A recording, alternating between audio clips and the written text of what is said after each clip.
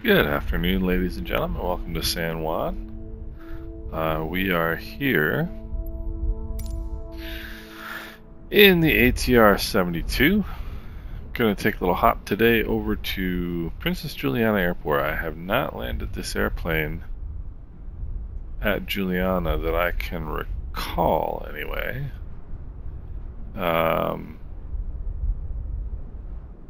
And so I figured today would be a good day to do that. So let's hopefully get this underway here. I like to go right into hotel mode. And let me get my ACARS going here so I don't forget that. We are Executive Eagle 5508 today. And one thing I forgot to check is what my cruise altitude is. What is my cruise altitude? 17,000 feet. That seems like a reasonable cruise altitude. So 17,000. Start my ACARS. And we are ready to go. Let's do our pause init here. Take the GPS position, align the sensors, and over here to flight plan, which of course there's nothing there yet. Rectify that in short order.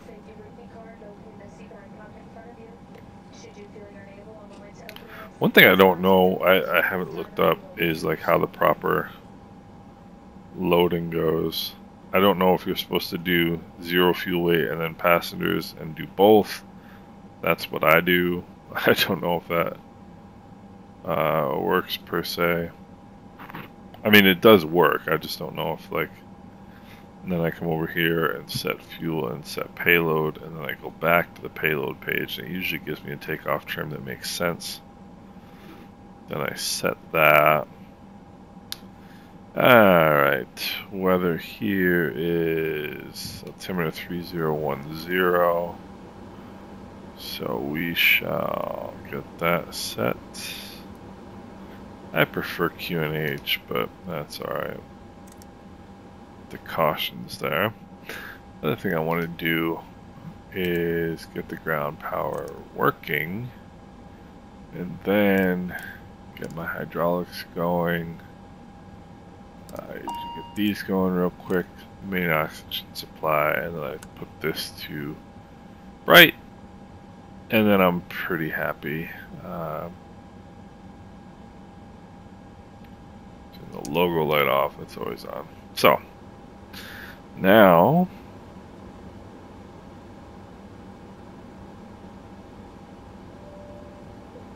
yeah, the flight plan doesn't really match what I have here. So what I'm trying to do is, let's see.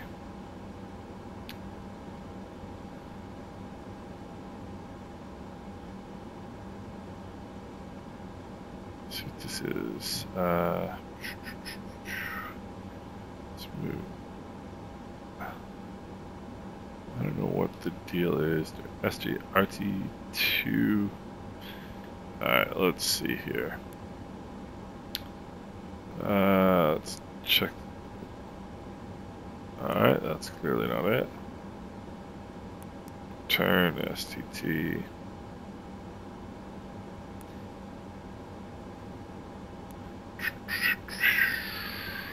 We're going to take off runway 10. No departure. But,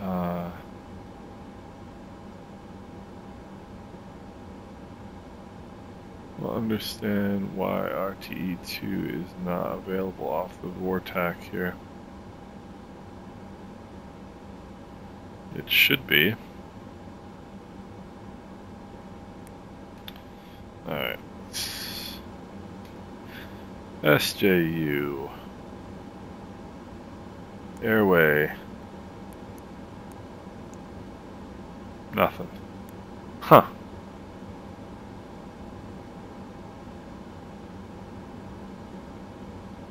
Alright, well, then I guess we'll do it a different way. ISLLA.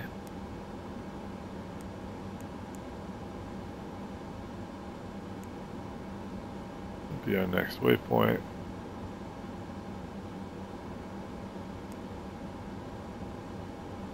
Let's see if we can get an airway here. There we are. Route 22 Mali. Actually the STT. There we go. And then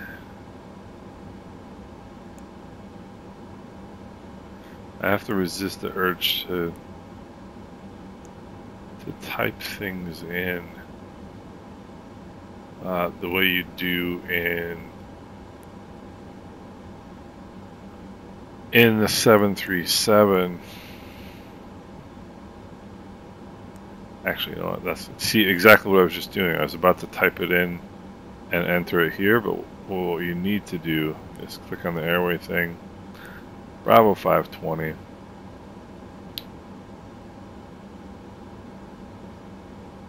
To let's see, juice. Right. LARP juice. Execute. Come back here. We'll go RNAV 10.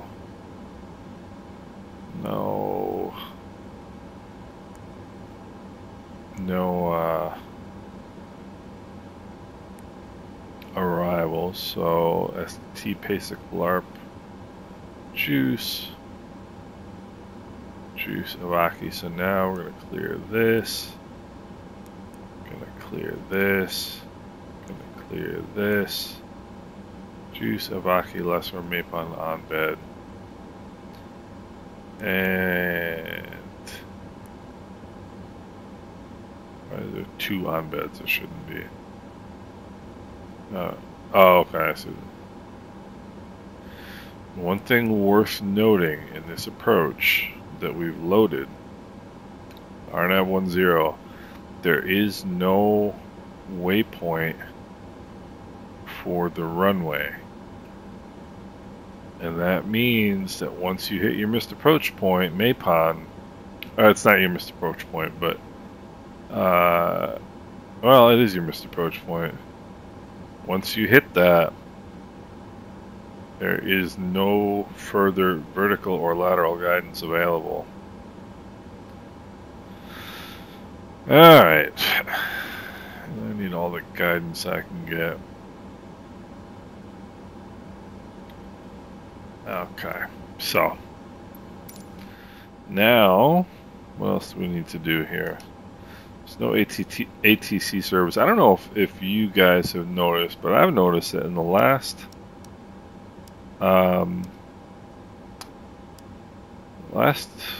couple of weeks there has been no activity in the Caribbean. I don't know. 114.0 is the San Juan VOR. I do want that in. I like having VORs tuned in when they're available, just because it gives you a point of reference. 108.6 is St. Thomas. Gives you a point of reference, particularly if... Well, no, yeah, come on. Particularly if ATC asks for a position report, which they often do in real life in the Caribbean. Turn on the... So now we've got both of these here. They very much do this in the Caribbean, asking for position reports from from a navigation source such as a VOR. It's mainly a VOR because they still use a lot of ground-based navigation around here. So the transponder is on squawking altitude, even though I probably shouldn't quite do that yet. That's alright. I still just get that out of the way.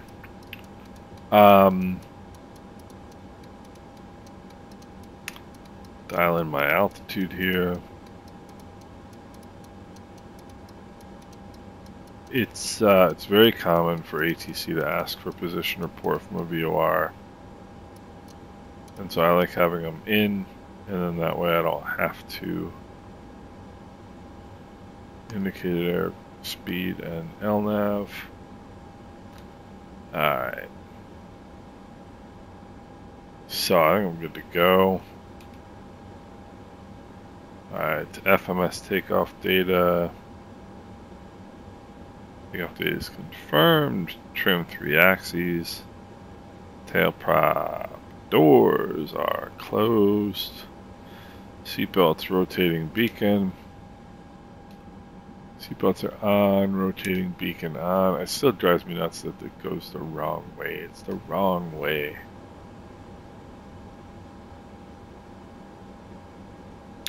Alright, let's see here.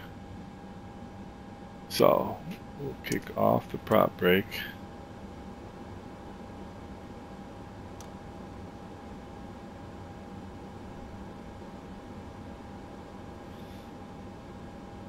And we go into low pitch mode, which is good to go. Alright, so now turn on the fuel pump, turn on the starter for engine number 1, bring in the feather, and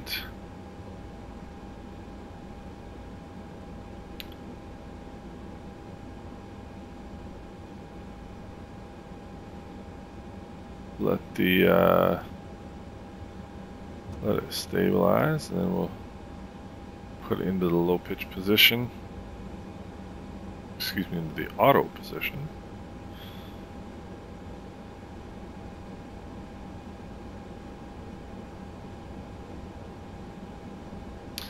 And we're looking good. There's low pitch.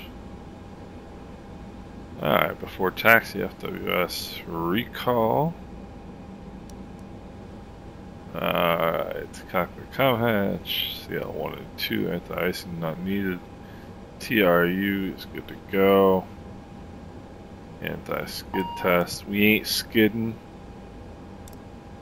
No way, no how. Flaps. 15 degrees. Nose wheel steering. Good to go. Alright, DC generator fault. That is going to clear here shortly. It will clear as soon as your pilot can be bothered to finish the overhead panel, get rid of the ground power, get rid of the wheel chocks, toes around the brakes. Alright, what is our plan for taxi? We're going to taxi CCR1 and Bravo. Let's go Sierra and Bravo. I probably want to go Sierra and Alpha if I had to guess. San Juan traffic, Executive Eagle 5508, taxiing from Delta stand to runway 10 via taxiway Sierra Alpha Hotel 1, San Juan. Kind of funny that we always make these taxi calls, because I don't think, unless you happen to be sitting there, check our brakes. Brakes are working. Unless you happen to be sitting there with the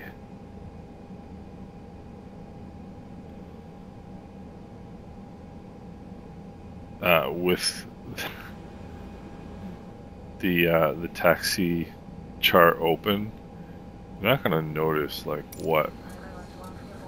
I mean, This is what God created windows for, right? Like, so you can look out the window and make sure you're not about to pull out in front of somebody or, you know, whatever. And here we go on the race for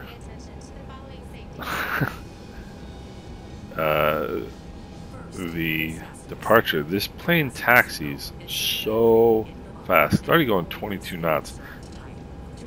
I don't know whether I'm not doing it correctly, which is usually my assumption. But the airplane taxis so unbelievably fast.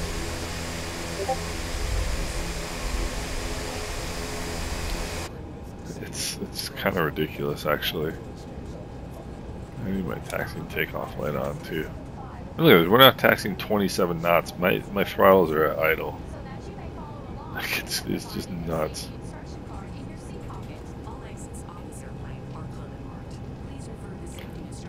So got a little probably National Guard plane there.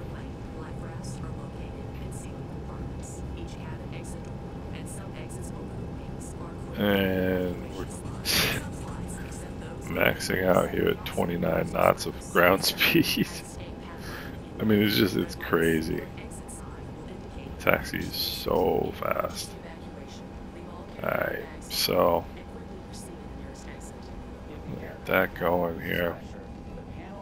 The reason I'm assuming I'm supposed to taxi up Alpha, assuming you're kind of supposed to be on the right hand side, you know? The rules of the road, as it were.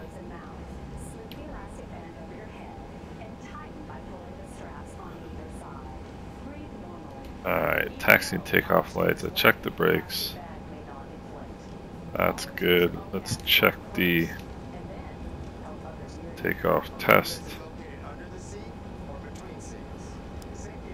Takeoff test is good. And I think I'm probably wrong because I just crossed a double yellow. But that's alright.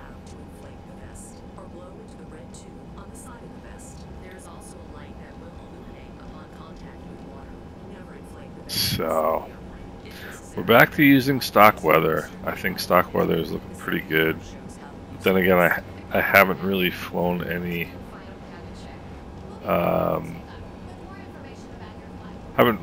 long open over water flights, which would tell me.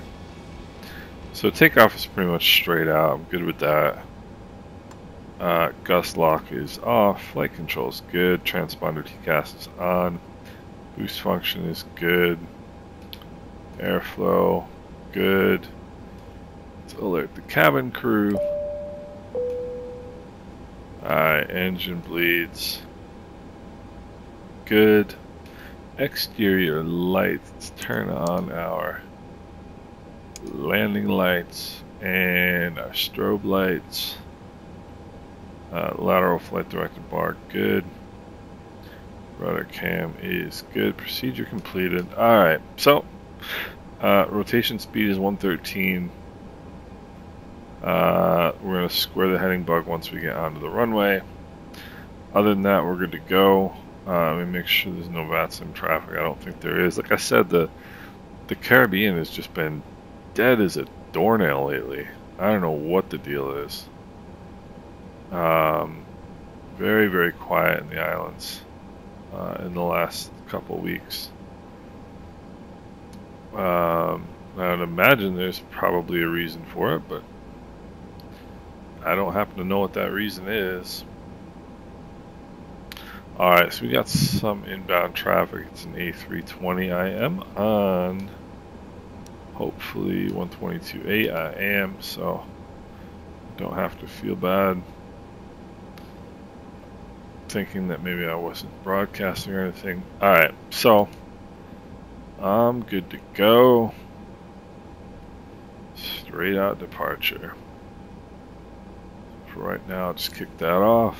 Final looks clear. Let's go. San Juan traffic, Executive Eagle 5508 is departing runway 10 straight out to the east, San Juan. Alright.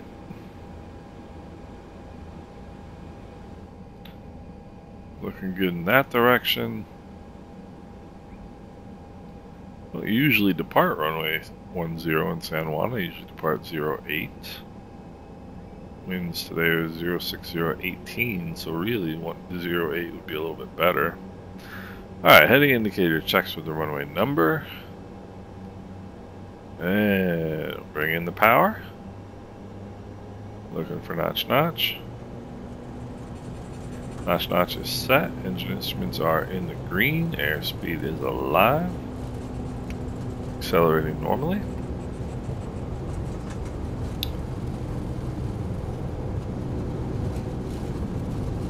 And it's definitely a crosswind. This airplane just takes off all by itself. It's one of the things I like about it.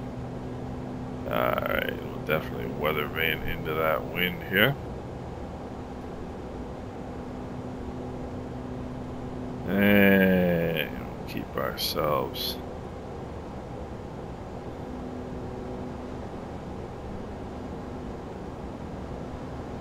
positive rate of climb. We'll bring that gear up.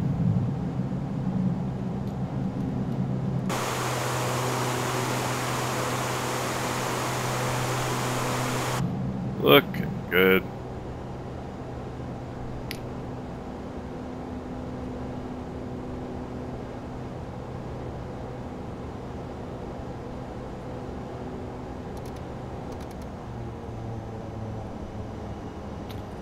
Alright, and we'll bring the flaps up. Just want to make sure that we're pretty much on. I like making sure I'm pretty much squared here before I engage the autopilot, just because that way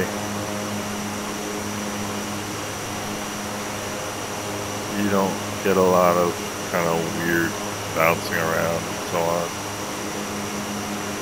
The corrections are rather abrupt. Alright, landing gears up, flaps are up, speed, power management is in climb, engine bleeds good, taxi and takeoff lights coming off. Altimeters, I'm going to leave that up because our altimeters do need to be adjusted here shortly. Well, not shortly.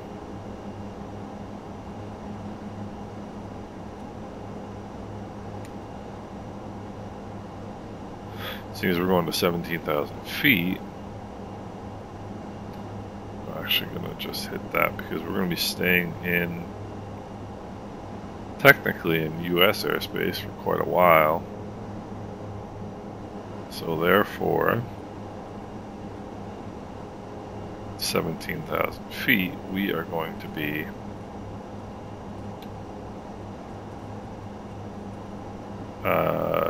we're not going to be in standard altimeter. So 4,300, climbing 17,000.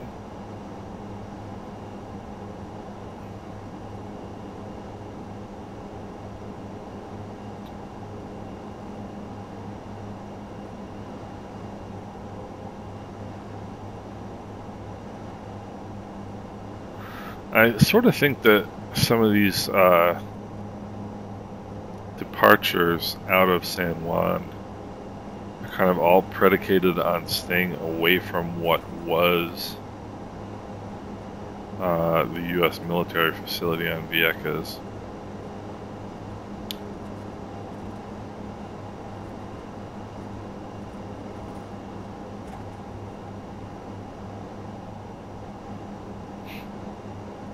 Because there's really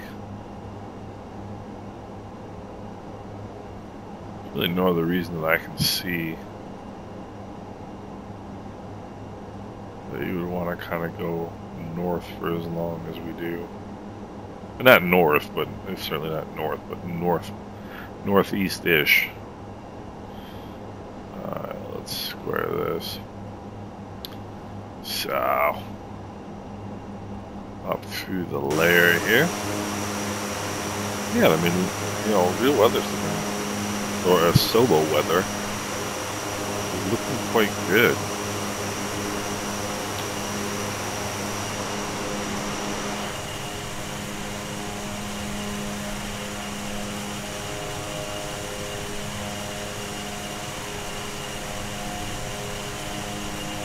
Right?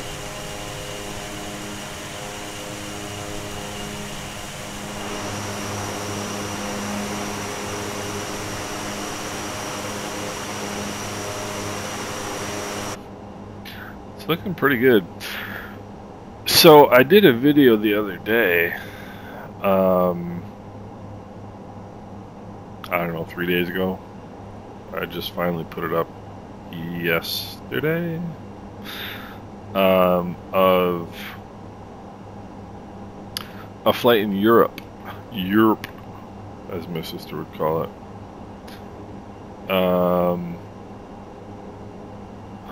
As my sister would call it jokingly, she doesn't actually call it Europe. It's kind of like one of our family jokes, but anyway. So, as I mentioned in that video, I fly for a couple different virtual airlines, and one of them is Deutsche Lufthansa, commonly known as Lufthansa. And it's kind of a cultural thing to me, I guess, a nostalgia thing. I don't know, because I lived in Germany and I speak German, and I make my living because I speak German. And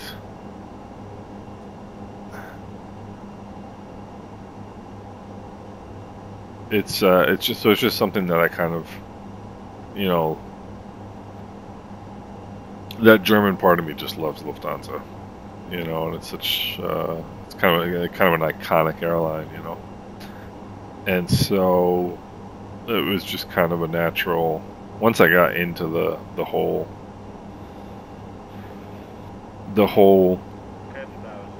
virtual airline thing, there's 10,000 feet, so we'll turn our landing lights off, turn the seatbelt light off. Let me go and check here. Looks good up top. So it's just kind of a thing for me. I like Lufthansa, and so it was a natural thing for me to do when I got into the whole virtual airline thing. Is I joined Lufthansa, and they have a rule that you have to do a flight for the airline every 30 days. I generally use it to do European hops, European flights. Because well, I did, you know, just because it is what it is, right? And it gives me a reason to go looking around Europe, do something a little bit different.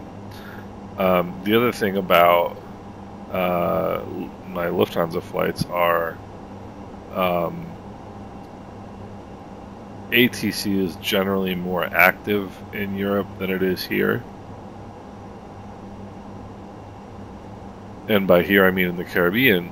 And so, you know, for me as an instrument-rated pilot, it gives me good practice on radio work. And so that's generally what I use it for, is all, you know, but I also don't really often have the time needed to do, you know, kind of more intensive flight operations. Like when I'm flying in the Caribbean, because there's often no ATC, I can, you know, start my flight and let my flight run,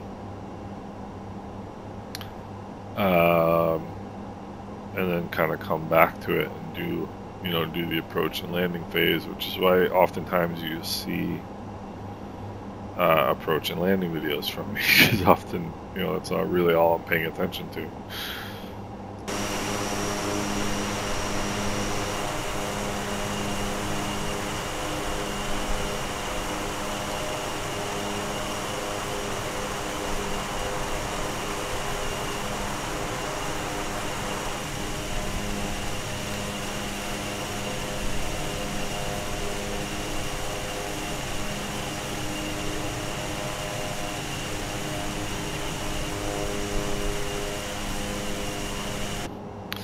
See Culebra right there, you can see Vieques over there, and St. Thomas right out in front of us. So my simulator, I have a dedicated sim PC, which is in my office, and when I'm engaged in tasks that don't require, for example, like I don't have a lot of meetings or something, I'll fly. I'll start a longer flight, and I'll just let the flight run while I'm doing work. That, and so the time, the cruise phase of the flight, so to speak, doesn't really take up a lot of my attention, so I can kind of do that. The European flights are much different because it's very rare that you're not going to have any ATC on a European flight. And so often,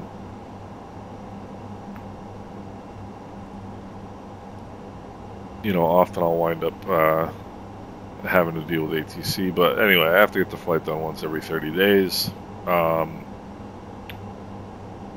Posted my first European flight video. It's 2.5 hours long. And people seems to be doing okay, so.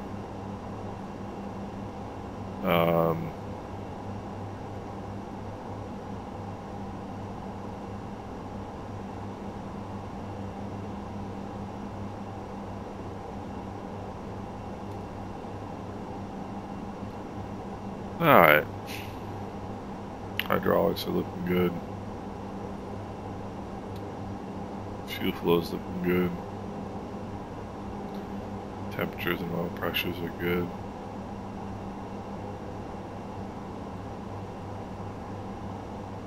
Actually good, temps are good here. Cabin altitude is good.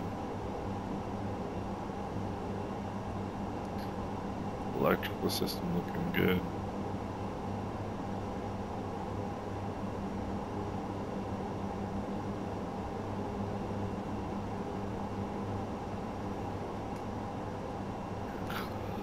So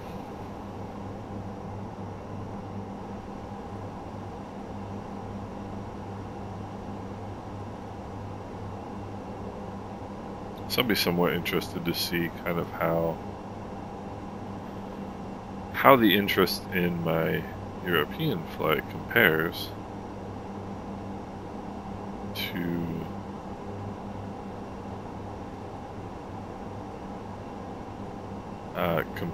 the interest in my island flights. And I'm not. Well, I am biased. I was about to say I'm not biased. I am biased. I really like, obviously my,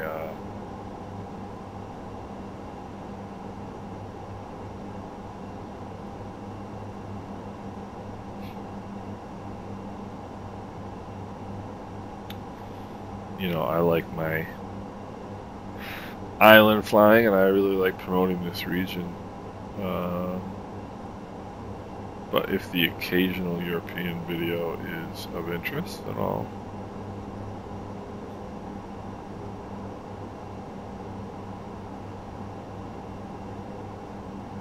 then I'll take that under advisement. So let's see what our...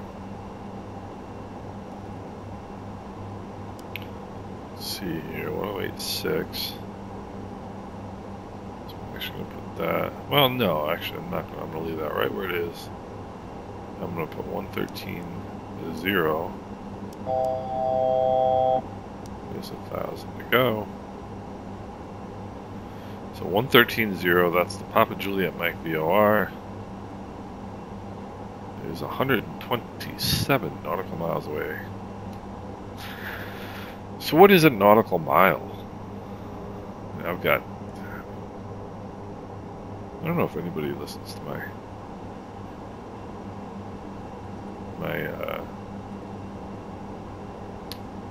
soliloquies.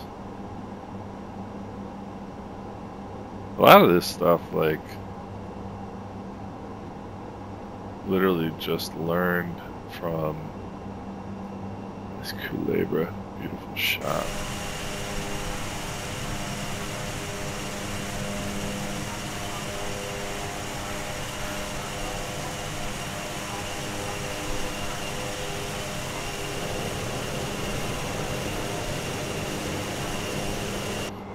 A lot of this stuff I just picked up from flight training. See St. Thomas right out in front of us. So a nautical mile versus a statute mile. A nautical mile is slightly longer. And the reason is the nautical mile takes into consideration the curvature of the Earth's surface. How's about that?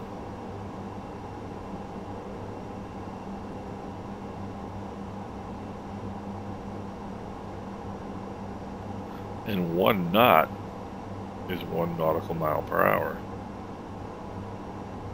So, alright, now we can go to cruise. Switching to cruise often doesn't make any difference in your port percentage. So what I'll do, just to kind of check that, is take the throttles out of the notch-notch position and then put them back in the notch-notch position.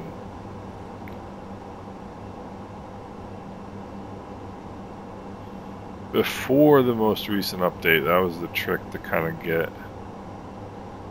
It's going to wind up being the same. The trick to kind of get it to adjust itself. So we got a 25 knot headwind, which is relatively strong-ish. You can see St. Thomas Airport right in front of us.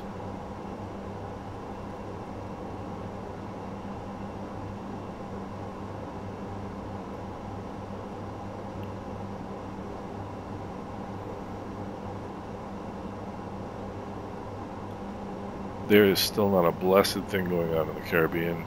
I see one other aircraft. Oh, you know what I forgot to do?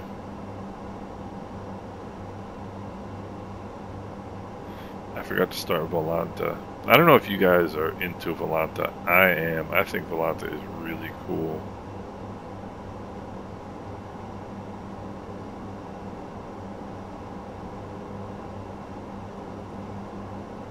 Kind of bummed that I forgot to start it.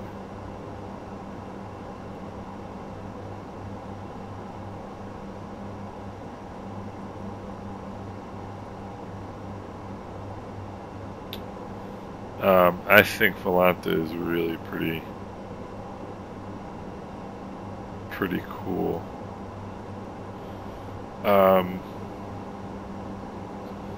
One thing that is not pretty cool, I'm just thinking about,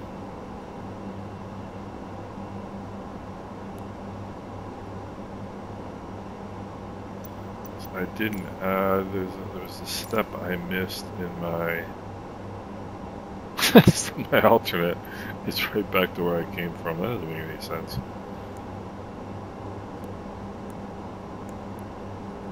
It really doesn't make any sense. First of all, you're going, it's way too far away for an alternate.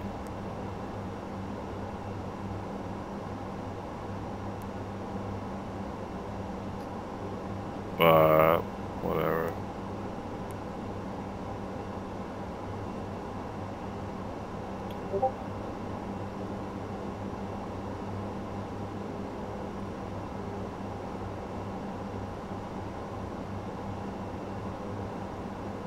So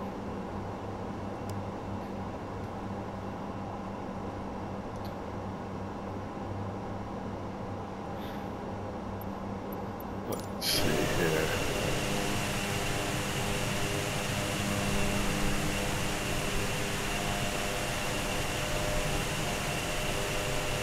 Kind of a cool view, don't you think?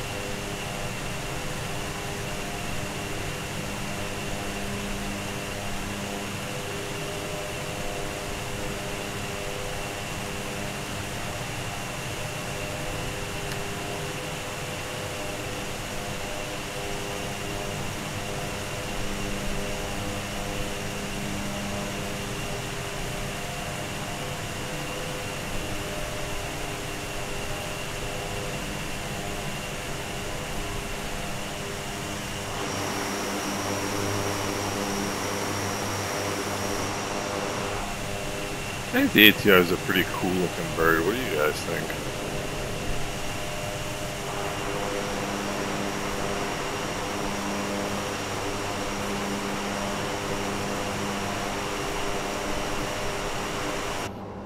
I don't know if you guys like the ATR. It seems like the ATR was hot when it came out, and now it's really pretty much died, frankly.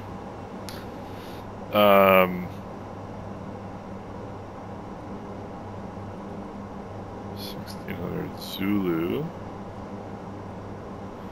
0012 QNH 1020. Temperature 322.24, which tells us visibility should be good. The difference between these two numbers here, that's temperature and dew point. If that is less than 5 degrees difference, you can expect what the FAA calls obstructions to visibility. That's what the rest of us call fog or clouds.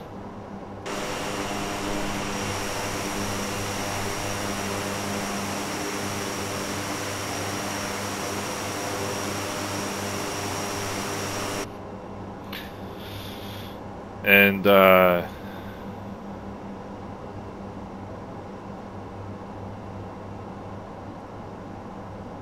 let's see here. That is one of my favorite airports in the world, right there.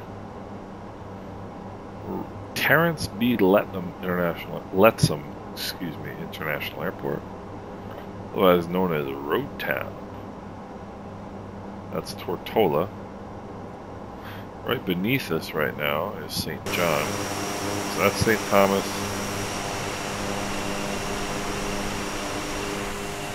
Right beneath us here, that's St. John.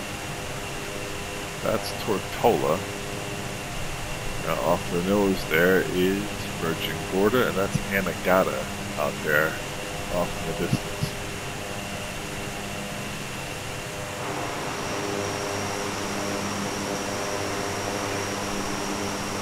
I think that one there is Jostendijk.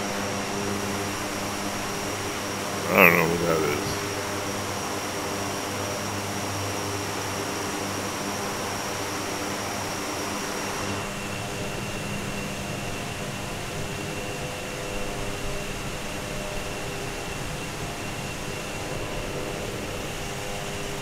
St. Croix down there.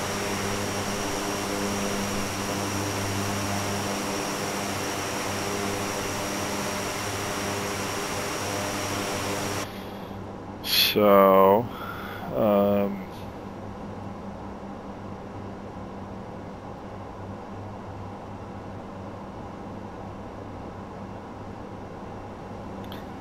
not a real long flight.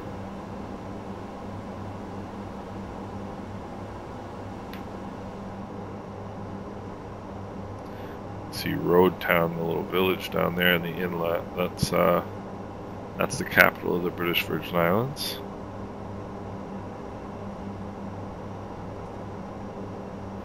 That's also the reporting point for when you're flying into this airport. Terrence B. Lettsam International. They will, when you call tower and get your approach instructions, they will say call a beam road town. And so when you get out like around here-ish, you call them and say a beam road town. Alright, so what do we have to do here to prepare for our approach? Alright, let's do some FMC stuff here.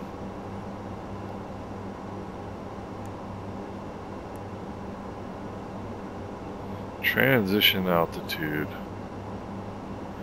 And the ironic thing is, we're not looking for transition altitude, we're looking for transition level.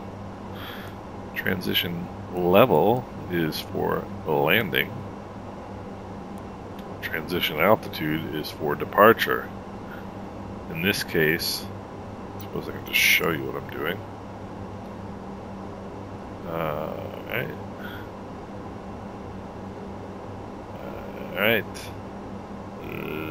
Leave me alone. Alright, so you see here, transition level, flight level 6.5.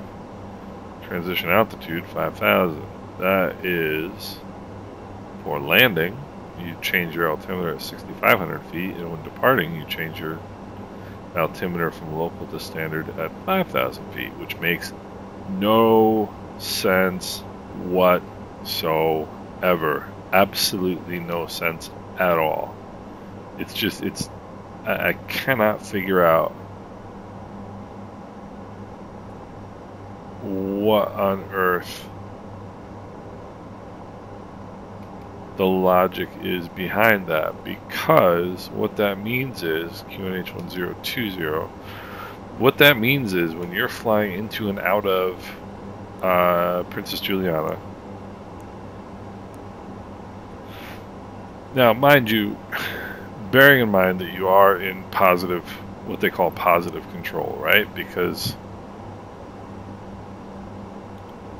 in this area, this is the,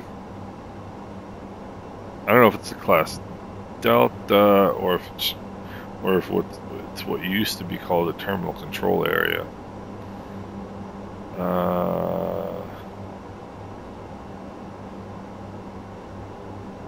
This is the class Delta here.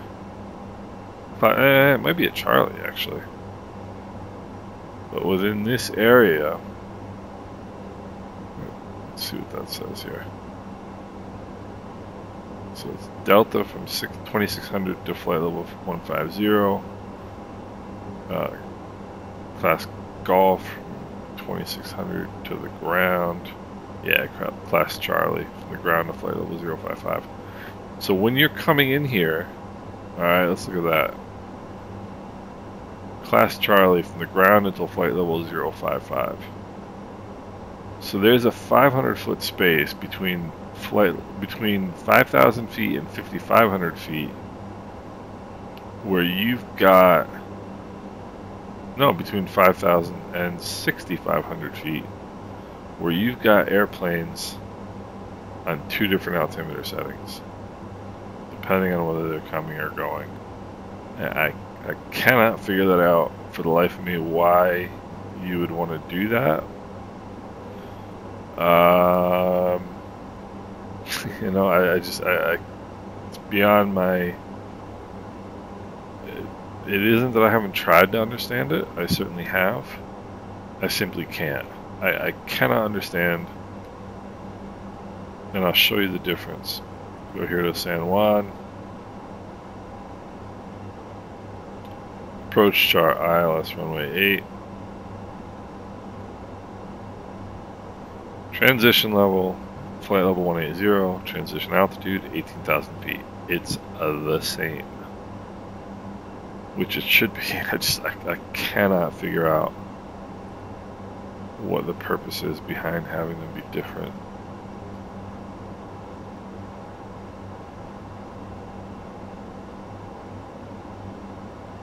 So, alright.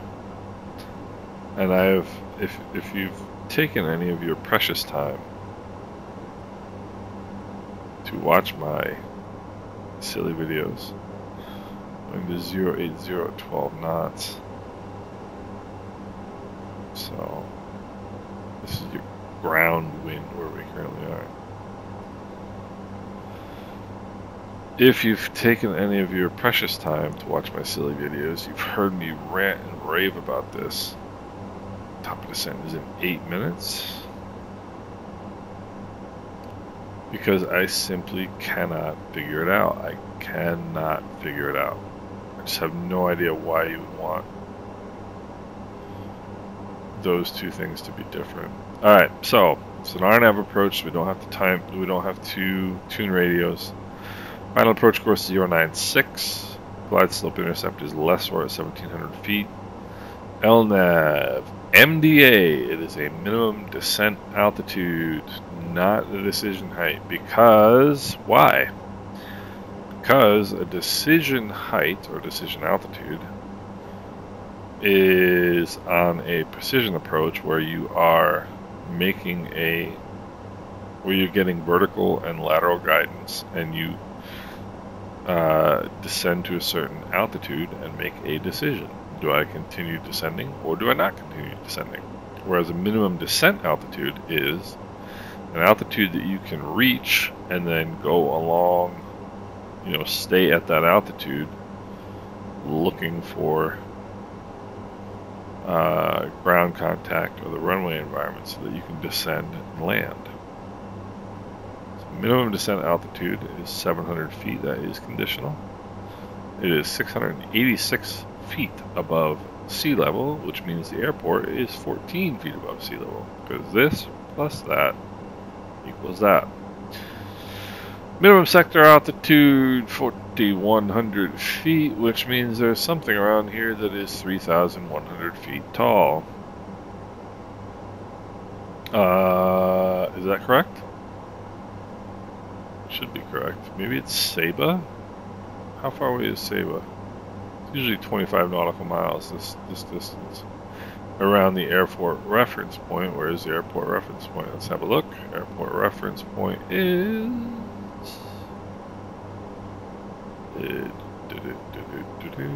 Where's the airport reference point? Right there. Midway down the runway. There's your VOR, your very high frequency omnidirectional range.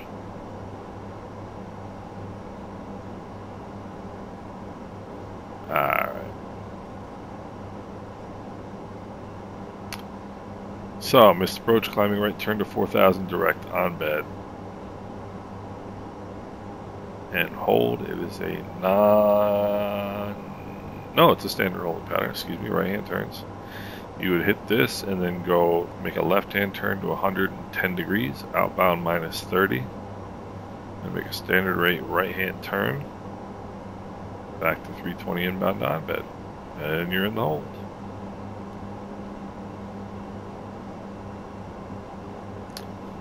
Can't figure out why. Minimum safe altitude is 4,100 feet. That's 1555. That's 1118. Can't quite figure it out. But anyway, there's a lot of things I can't quite figure out.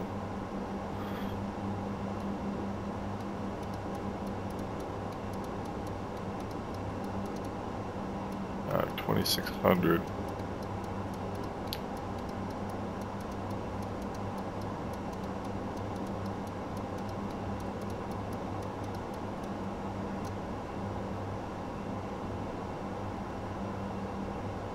Why did top of descent move all the way there?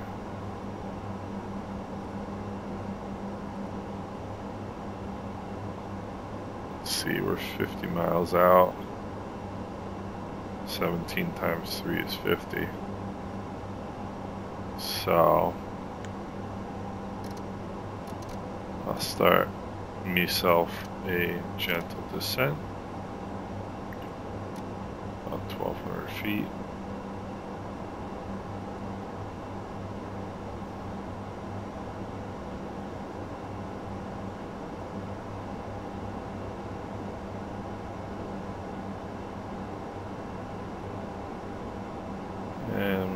power back a little bit until we get what I would like is at 220 knots. Now tune that to 1,500 feet. Not quite sure why my top of descent moved all the way up here. I'm constantly having to.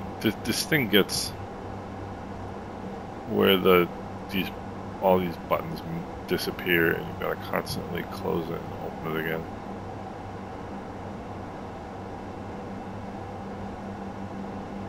Alright, so Avaki at 2,600. Juice is here. Continue the descent to Avaki at 2,600.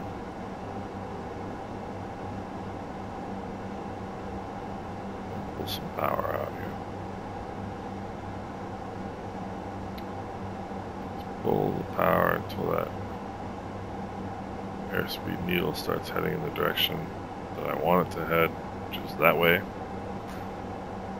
Alright, and then Avaki inbound 095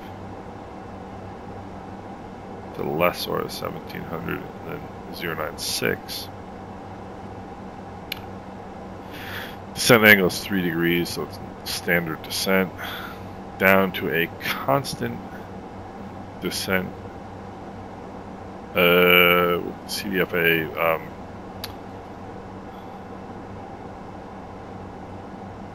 How come I'm blanking on that right now?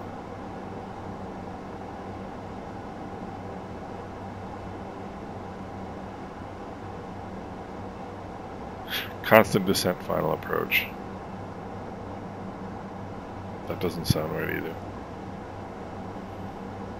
So what shall we do? We shall Google. And I know this, it's just not. Continuous descent final approach. Alright, so.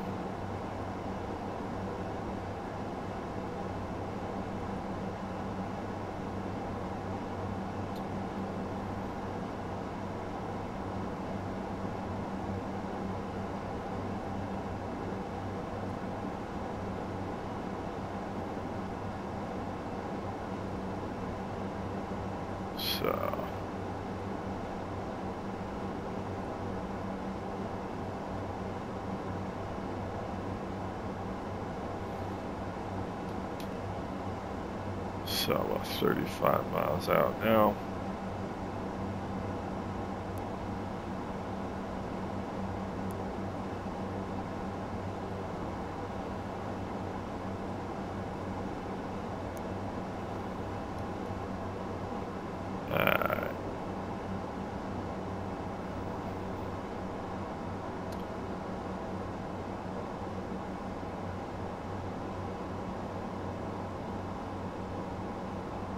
Somewhere in its brain, this airplane is not innovation, FMS nav data and performance, decision high MDA 700. Somewhere in this airplane's brain, it is not registered with the fact that we are in a descent, or that we should be in a descent.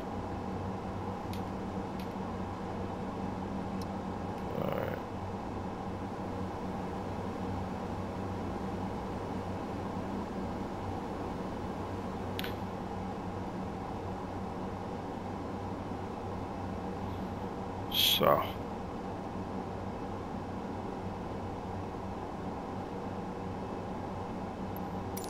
not going to bother you guys with that. I don't think anybody's really interested. Whoa, whoa, whoa, whoa, whoa, whoa, whoa, whoa, whoa, whoa. Where are we going here?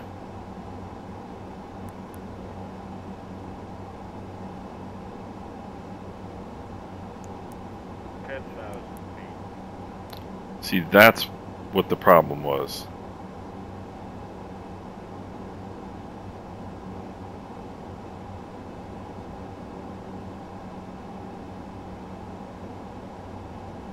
It had juice in the flight plan twice, must be. Hi, hi, hi. Alright, landing lights on, seatbelts on.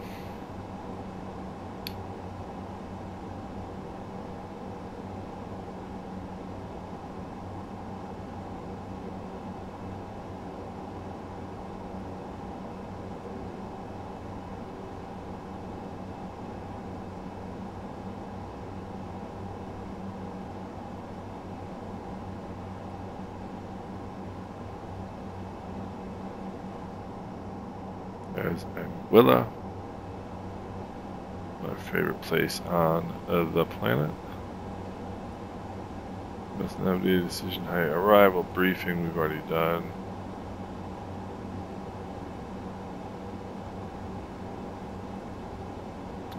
Seatbelts, landing lights on, altimeters, cabin altitude. Cabin altitude, good.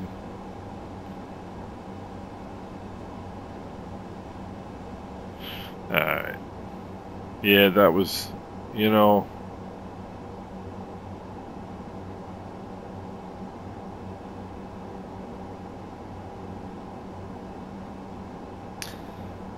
that's kind of annoying, but whatever.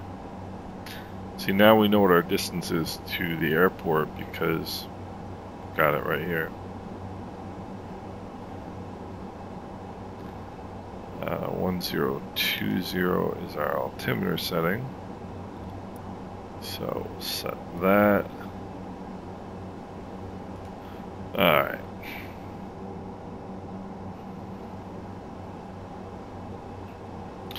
Start getting my feet ready here. It's a bit early, but still. See, and this is what I'm talking about with live weather, is you get out here and you get nothing. There's only weather around islands. So, I mean, it's possible that there is no weather out here today, but it's also possible that there is.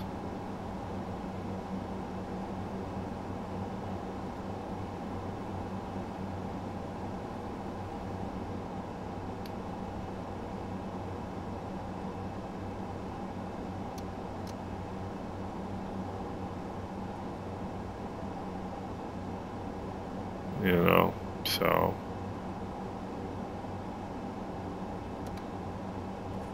this is actually what this should be, is a blue bar that tells us where we're gonna hit 2,600 feet. Because if you notice, as I just decreased the rate of descent and this moved out. So what that actually should be is where we hit 2,600, not the top of descent.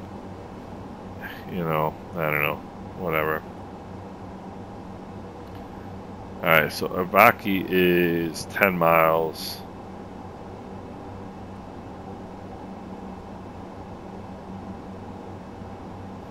We have to cross Avaki at 2,600 feet. Princess Juliana traffic, Executive Eagle 5508 is 20 miles to the west, inbound runway 10. Princess Juliana. Never fails. I always know. Alright. Landing lights are on. Seatbelt sign is on.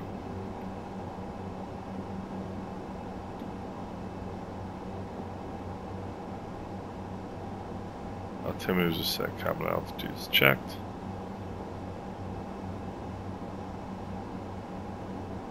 And our before landing checklist. Alert the cabin crew. Alright, so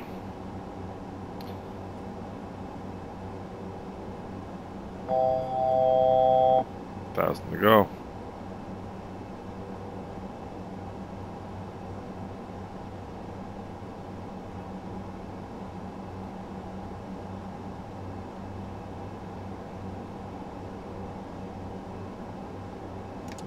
I'll bring out the 15 degrees of flaps.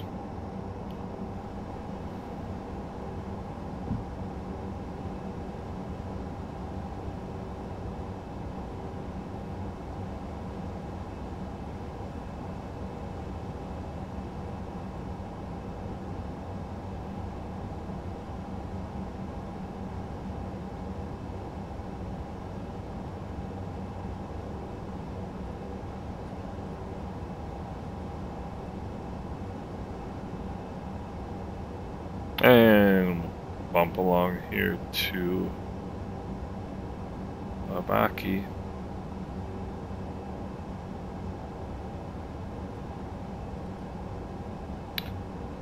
Use this time here to slow down.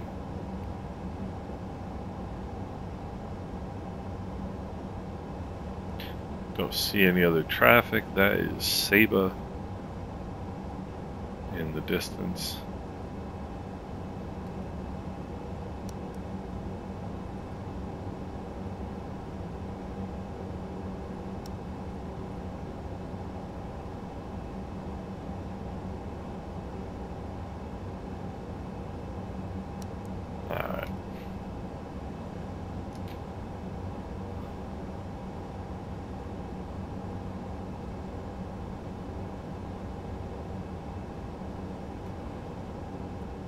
Alright. We are 5 miles from Abaki. I'm going to get this slow.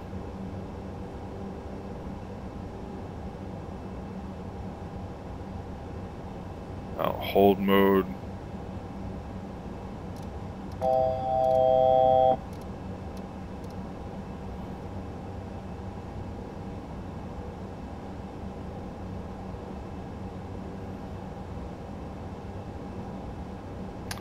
Not quite sure what the deal is, why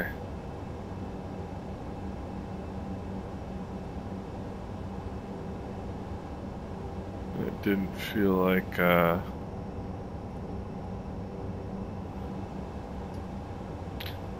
getting into VNAV path mode, but it certainly didn't.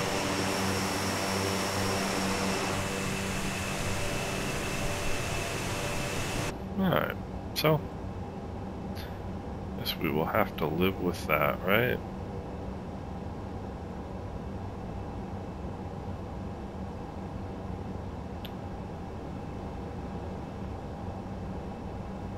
Three miles from Avaki. Princess Juliana traffic, Executive Eagle 5508, 2 miles from Avaki, inbound runway 10, Princess Juliana. Did you see that, folks? That was a radio call right there. Beautiful. Alright.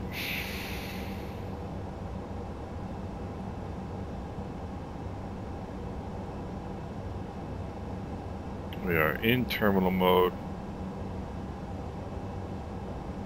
I'm going to hit approach mode. It's in VFP. Which is vertical flight path mode.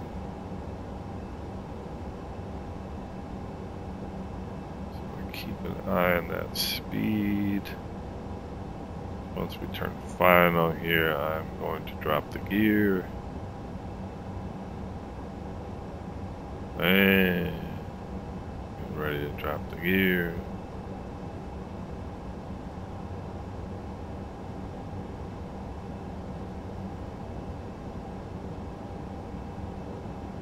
And there is the glide slope. Juliana traffic, Executive Eagle 5508, 10 mile final, runway 10, Princess Juliana.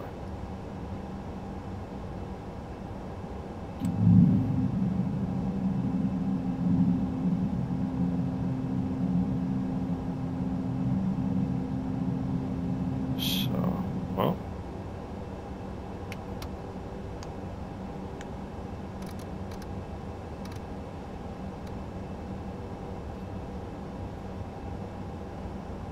$2,500.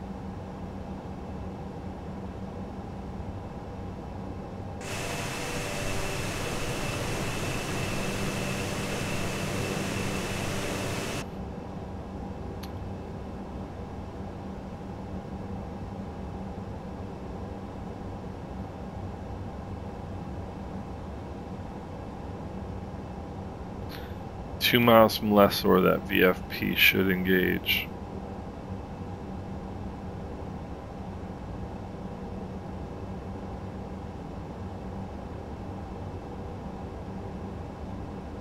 Pretty much right on it, so right on that path. It has not engaged.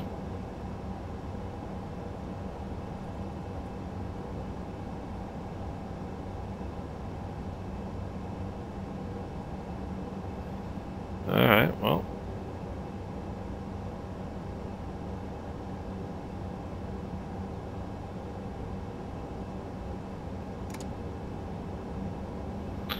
There's lessor coming up. Bring some power in just to stay.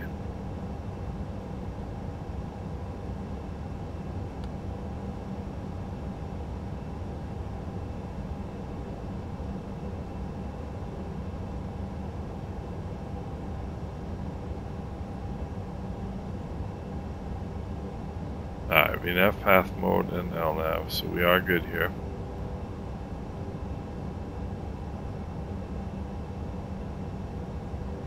Should be correcting back here to the right.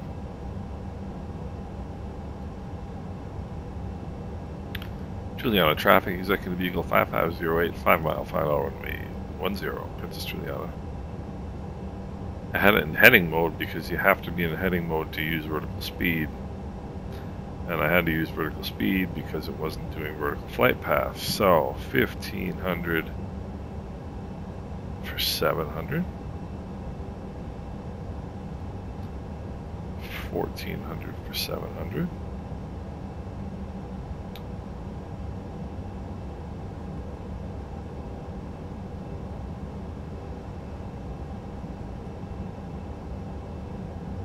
Alright, speed's good. Juliana traffic, executive vehicle 5508, 3 mile final runway 10, Princess Juliana. Alright. Power management. Back to takeoff. Too low speed, icing AOA, exterior lights. We are good to go. Alright, I want to bring that speed out a little bit. And autopilot disengage, yaw damper away.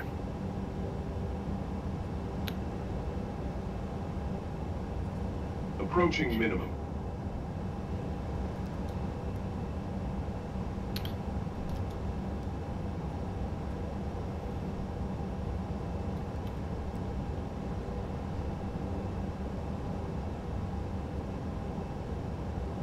Minimum. Continuing. Juliana traffic, executive vehicle 5508, short final runway 10, Princess Juliana.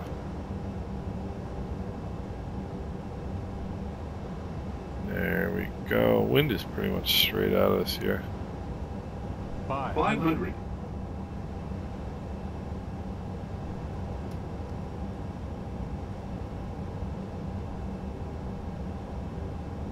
Bring out some power.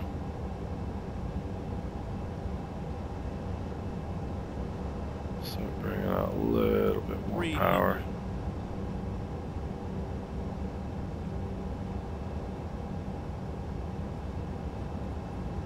A little bit more power.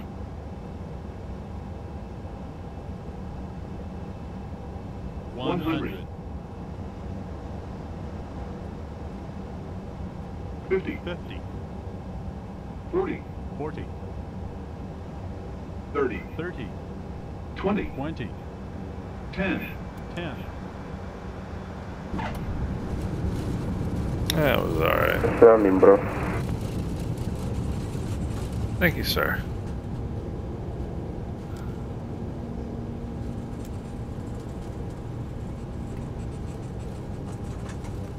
He was more impressed with it than I was. So.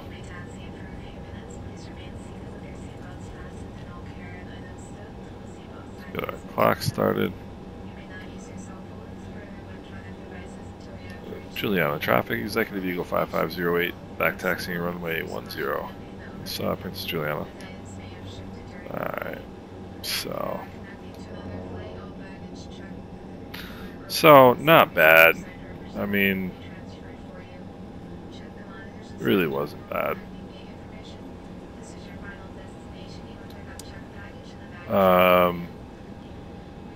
Just flattened out sort of at the end. I had too much energy, which is why it flattened out. But it's all good. There's Foxtrot. There's Echo, and what we want is Charlie.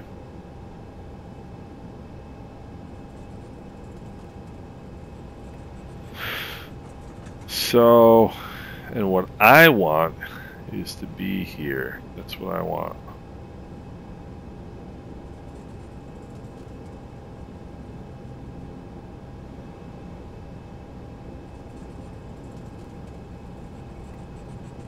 That's what I want. I want to be in Princess Juliana. I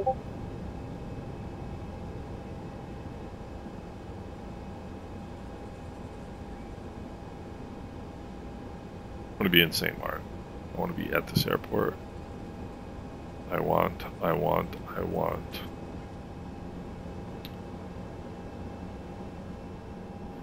Juliana traffic, executive Eagle 5508 is clear of runway 10, Princess Juliana. Roger that. And I am going to come over here and park.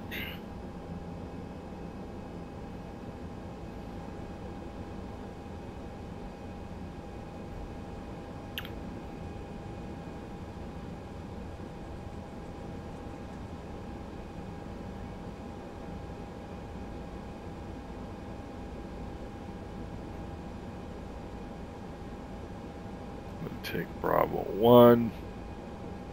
Yeah, like I said, just had too much energy. There really is no excuse for it. I should have started slowing down earlier. And, you know, all things considered, it was alright. It really was. But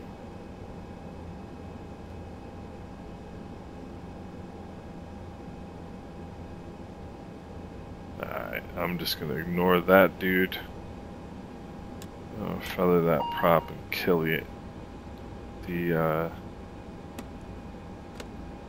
left engine. Turn the seatbelt lights off so that the folks in the back don't want to kill me. Nav and strobe lights, or beacon and strobe lights off.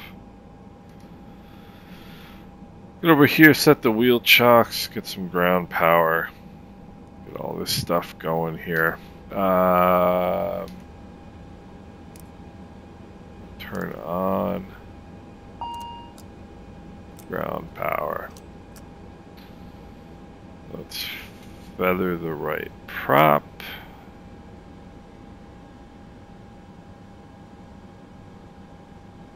We can't engage this D. Prop brake because we didn't hit that. So turn off the left fuel pump.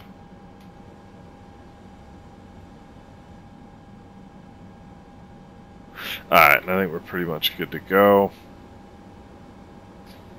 So, like I said, not a bad approach. Ooh, Mike Ryan, you didn't put your flaps up. Did I turn? See, that just ruins all of it right there. If you don't put your flaps up, you are a silly, silly human being. Alright, so let's go back outside and have a little look around here. One of my favorite places in the world. That's live Batson traffic right there. This guy is going to Miami.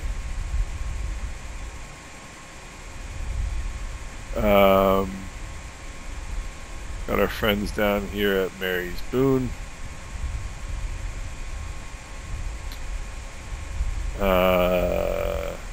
And yeah, I mean, overall it was a very good flight. I missed the fact that that there were two instances of juice in the flight plan, and when that happens, it will freak out because it doesn't know what to do.